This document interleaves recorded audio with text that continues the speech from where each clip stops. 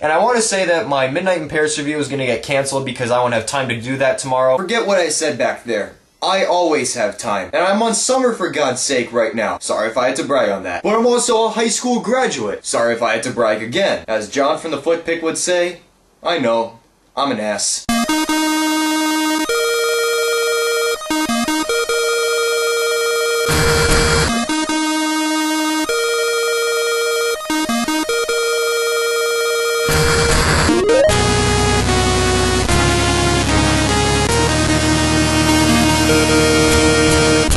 Another year, another Woody Allen film, and this time we have Midnight in Paris. This movie stars Owen Wilson and Rachel McAdams as Gil and Inez, an American couple who's visiting Paris on vacation with family and friends, while Gil is struggling to get one of his latest books done, even though he has been a successful screenwriter.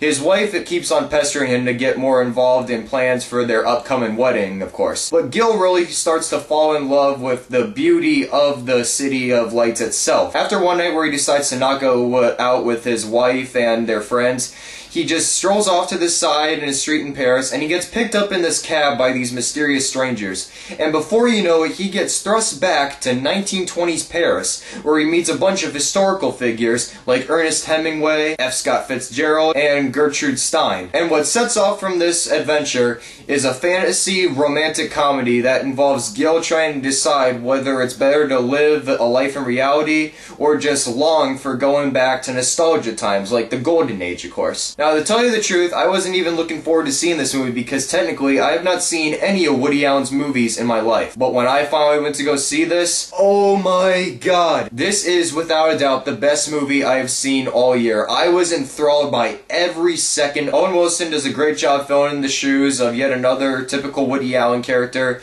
who is stuck in the middle of two different romances, but he really makes the best out of his typical charm to translate with some great Woody Allen dialogue that he really delivers a great performance in this movie, maybe even almost Golden Globe worthy. And I don't know what it was, but his head moves around a lot like this when he speaks. Like, there are hardly any times when he just keeps it still. So when you're watching the movie, it's kind of like this. You know, I don't know whether I'm going to go back to the Golden Age or not. I kind of want to stay in the 20s right now, so yeah, why don't you make up your mind right now, but God, I can't stop turning around my head right now. It's almost like watching a bobblehead come to human life, but then again, I just had to do something right there because I had nothing else to say about that, so what the heck.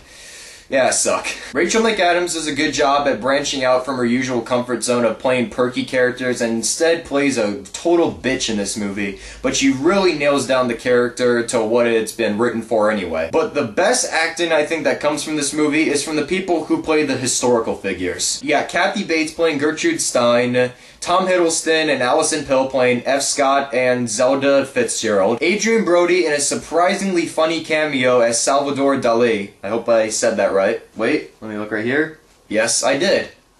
iPad right here, product placement for the win. And you also have other famous figures like Pablo Picasso and Ernest Hemingway that show up, and the guy who played Ernest Hemingway really had me laughing a lot in this film. He delivers his dialogue very quick in that classic Woody Allen style, and he definitely held my attention throughout. He was definitely one of the coolest characters. But my favorite performance probably came from Marion Cotillard, who plays this girl named Adriana, who's in a current, like, failed relationship with Pablo Picasso. And she's the one that kind of introduces Gil to all these different types of nostalgia feelings from this time period that he is in Paris. And she's just very sweet, and it's a very sentimental character, and she's got this great grace on screen that she really pulls you into her character because she's so similar to Gil's, and you really begin to connect her at the same time. Woody Allen's writing and directing is superb in this movie, as he creates a lot of great, fast dialogue in between all the characters. A lot of it is funny as usual, but he does a great job at shooting this movie. Like, all four characters, or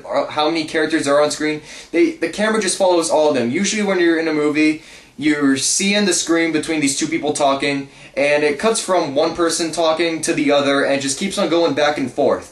In this movie, though, it focuses on all of them, and it just shows the great pull that Allen's doing to keep you interested in all these characters at once instead of just looking at one of them every few seconds. And he sure does love Paris. I mean, the first 5 minutes alone is his love letter to the city itself, as you get to see all these different shots of the landscape of Paris, from the Eiffel Tower to all the different, I mean, every area of Paris, I think, is is shown in this movie, and Allen does an amazing job showcasing it. The themes of time travel are done so well in this movie, and the fantasy and nostalgia themes of what would you do if you could go back to a golden age, and would you want to accept it as your full-on reality. I really loved those themes, and the hint of ambiguity throughout really kept me interested. I never thought at this point I'd find a film better than Rango, but I have now. Midnight in Paris is my absolute favorite movie of the year, and it's a perfect foray to my introduction to Woody Allen's films. I'm going to give it a full-on 5 out of 5 stars. I loved this movie so much. So I hope all of you enjoyed my review of Midnight in Paris, and if you like this video, subscribe to my channel where you can check out more of my reviews and my latest Blu-ray DVD update. And I got a shout out to give to Sean Webby from Sean Webcom Official, who designed my new channel background. I think it's really sick, and